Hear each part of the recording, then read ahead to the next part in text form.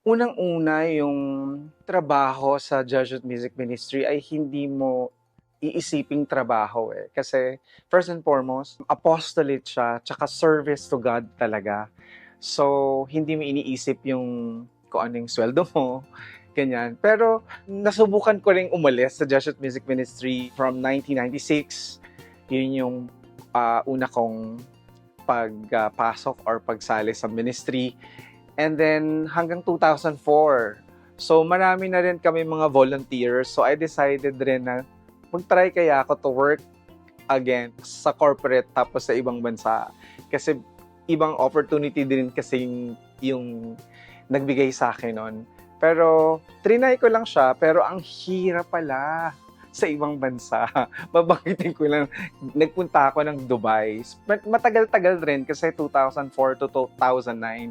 Pero sinubukan ko talagang magmisa kasi may Catholic church doon eh. So ang layo. So hinahanap-hanap ko talaga yung ministry natin dito sa Pilipinas. So nung bumalik ako ng 2009, sa corporate ulit ako pumasok.